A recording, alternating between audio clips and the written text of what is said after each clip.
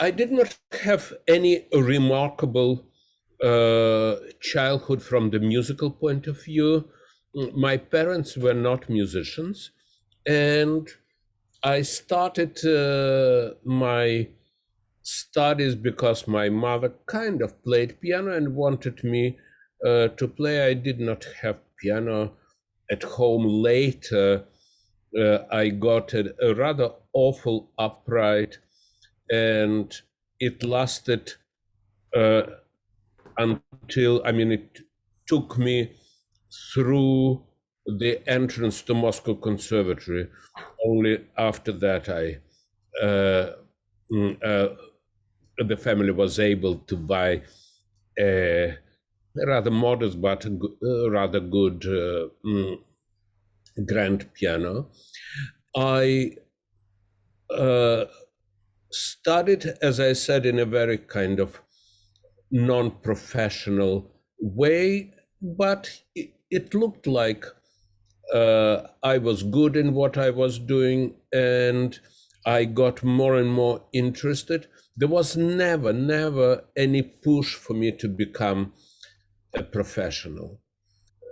Then, but when it became more serious, uh, I went to a special Gnessen music school. It's a wonderful school, one of two in Moscow, which gives a pre-college education, K to 11, as well as general studies. And it was a wonderful school. It's the school people like Kissen and Berezovsky went through. Very good school. And then I went to the Moscow Conservatory, where I studied with a wonderful teacher, a wonderful pianist, Levo Borin. And I studied with him. I also benefited from advice of various people who worked as his assistant. And first among them, of course, was Mikhail Voskresensky. Then it was Eliso Versaladze, also a wonderful musician and pianist. I, of course, went through the regular training, regular thorough training as befit the Russian schools. But I also, in addition to it, I was also developing interests in two areas which were at that time very much not popular, not in vogue. One was the early music. It was just the beginning of the interest in early music in Russia, and I started being interested and involved first as a harpsichordist of the chamber orchestra, and then as the member of an early music group, vocal and instrumental early music group. And this was extremely interesting for me, and gave me an acquaintance and insight into music which normally is outside of the scope of the pianist, regularly speaking. And the second area was the modern music, the contemporary music, which at that time, and we're talking 1960s, the period of what they called a thaw in Russian politics, in Russian society, in Russian cultural politics, when just a little bit of openness happened, and we started getting normally through some correspondence outside of Russia, the scores of contemporary Western composers. There was also a group of Russian composers who started boldly to experiment with the techniques which until just very recently were considered nothing short of subversive 12-tone writing, chant music, even jazz was considered subversive. And there was a group of performers around these few composers, the most important of whom were Andrei Volkonsky, Edison Denisov, Sofia Gubaidulina, and perhaps the most well-known now in the West, Alfred Schnittke. So we worked with these people. We premiered their performances. We gave the premiere performances of their compositions.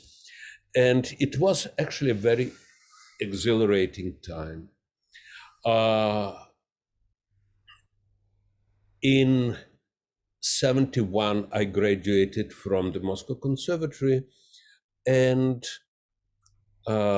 I later decided, or should I say, was fortunate to be able to leave Russia to immigrate to Israel.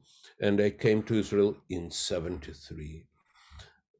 And again, it was an exhilarating time for me as a musician. I do not talk now from the personal, political, or whatever you want aspect, because this is not the scope of our conversation. But as a musician, I simply suddenly got access to so much music and music-related literature, so many recordings which were unavailable in Russia. It was a period of tremendous growth for me as a musician. I started teaching in Tel Aviv and in Jerusalem, and I taught piano, I taught chamber ensemble, I taught harpsichord, but perhaps the most serious and labor-intensive thing that I taught was the keyboard literature course, which I designed myself and went along while I was learning things on myself in preparation for this course, taking advantage of many books which suddenly became available to me. I remember that in order to prepare myself for my classes, and there were actually 2 classes parallelly, 20th century repertoire and early repertoire, up to including Mozart. I remember I basically had to read an average 5 serious books a week to prepare for these classes. And it was also the time when I performed a lot.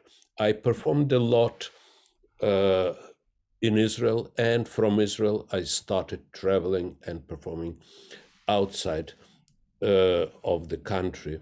Until I came to Israel, I was not allowed to travel outside of the Soviet Union. So this was again a tremendous expansion of my outlook, my knowledge, my horizons, everything. I performed both as a pianist and a harpsichordist, and was very active for some time on both instruments. But then it just so happened that I got much more requests to perform as as a pianist than as a harpsichordist, and I didn't have time to keep up with both. So the harpsichord had to go, which